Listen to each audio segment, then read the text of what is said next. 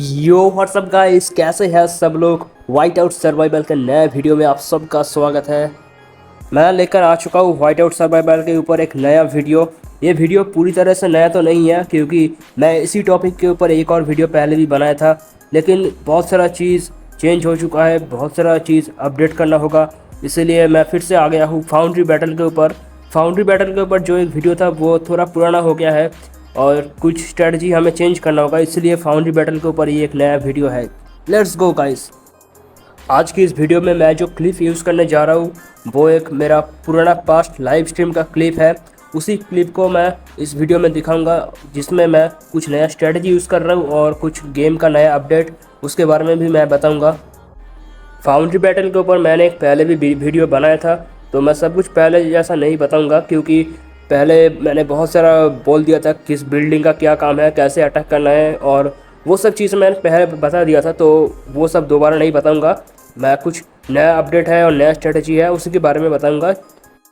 Foundry battle के ऊपर मेरा जो लास्ट गाइड वीडियो था वो फ्री टू प्ले प्लेयर्स के लिए था, ये वाला भी फ्री टू प्ले प्लेयर्स के लिए ही है, लेकिन लास्ट वाला वीडियो वो लो स्ट्रॉन्ग प्लेयर के लिए था, लो स्ट्रॉन्ग या मिड स्ट्रॉन्ग इसके बारे में था। इस वीडियो में मैं जो स्ट्रेटजी बताने जा रहा हूँ वो लो स्ट्रॉन्ग प्लेयर के लिए नहीं है, वो थोड़ा हाई प्लेयर के लिए है।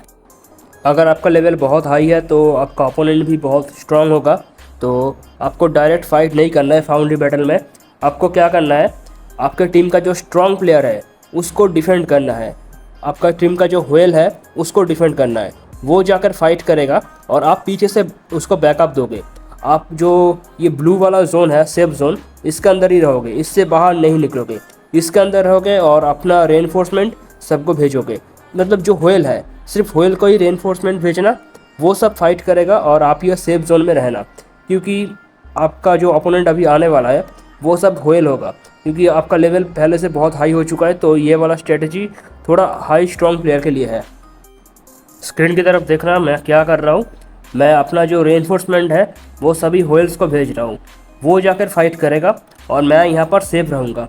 इसका मतलब ये नहीं कि मैं खेल नहीं रहा, मैं भी स्कोर करूँगा, लेकिन मेरा पहला काम होगा मेरा व्हेल को बचाना।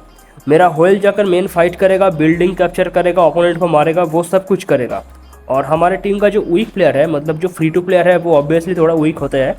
तो जो फ्री टू प्ले प्लेयर्स है, मैं वीक तो बोलना नहीं चाहता, जो फ्री टू प्ले प्लेयर्स होते हैं वो लोग ये सब सेफ जोन के अंदर रहेंगे और सेफ जोन में रहकर सबको डिफेंड करेगा। ठीक है, ये स्ट्रेटेजी हमें पहले 20 या 30 मिनट के लिए ही करना है, लेकिन आप अगर चाहो तो फुल मैच यही कर सकते हो, फुल मैच सेफ जोन में रह सकते हो और अपना सारा जो रेनफोर्समेंट वो सब व्हेल को भेज सकते हो।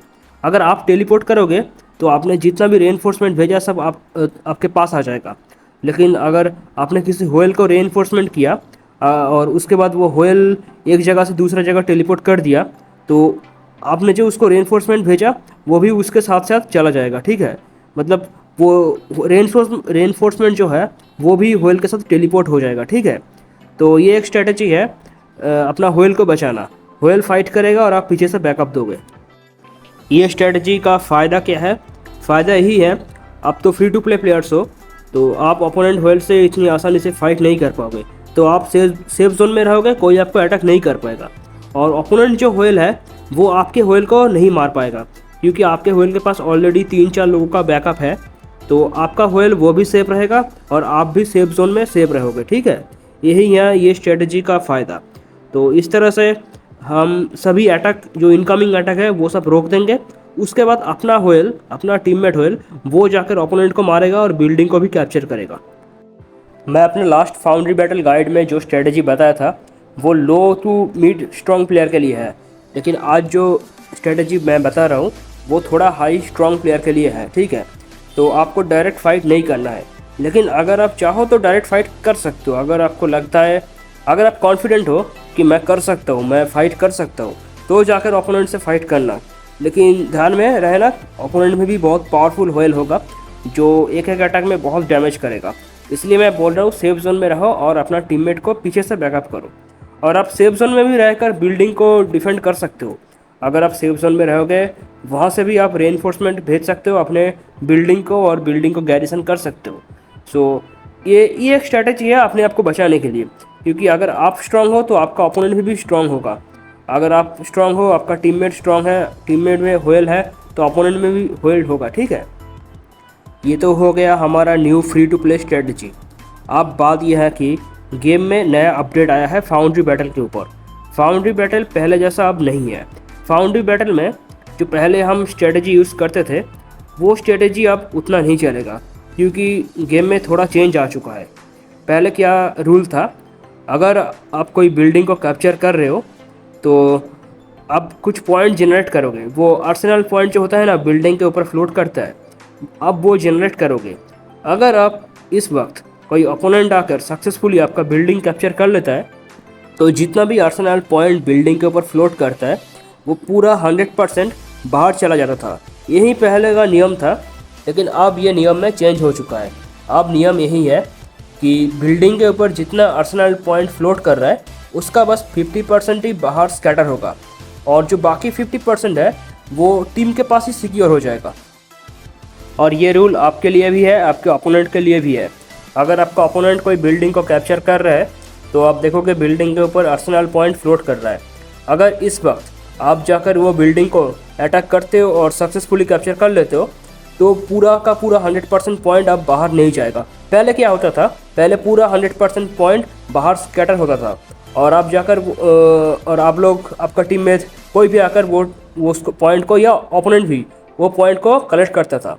लेकिन अब यह चीज़ नहीं होगा।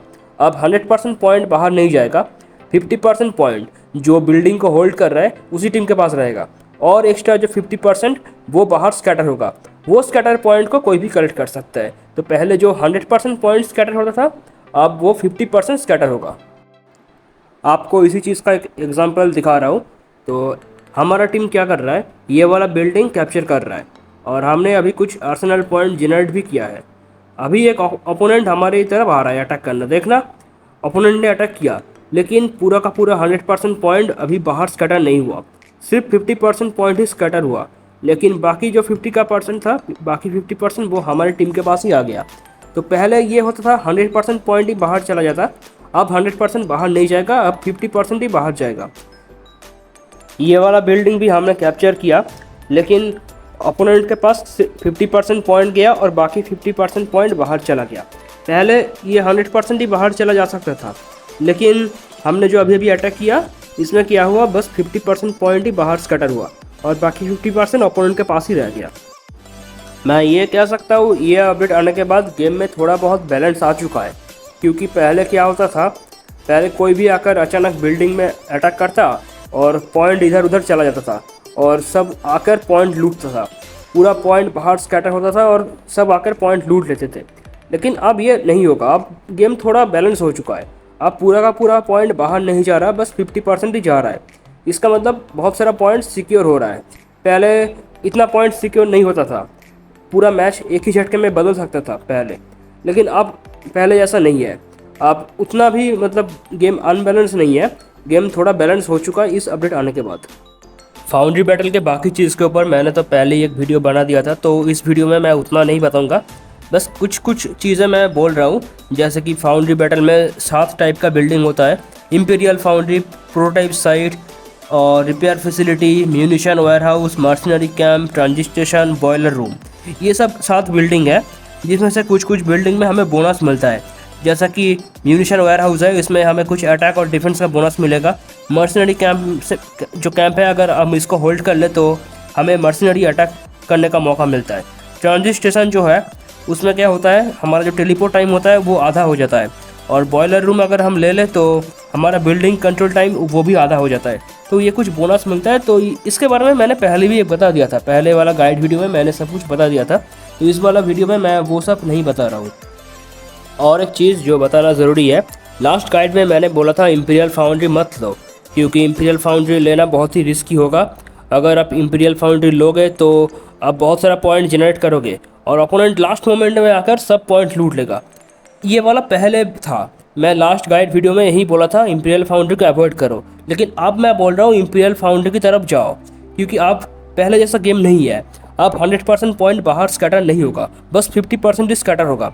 तो अगर आप इंपीरियल फाउंड्री कैप्चर कर रहे हो ओपोनेंट आकर वो अटैक करके ले भी लेता है तो ओपोनेंट्स पूरा का पूरा पॉइंट खा नहीं जाएगा, बस 50% पॉइंट ही खा जाएगा, बाकी 50% आपके पास ही सेफ रहेगा।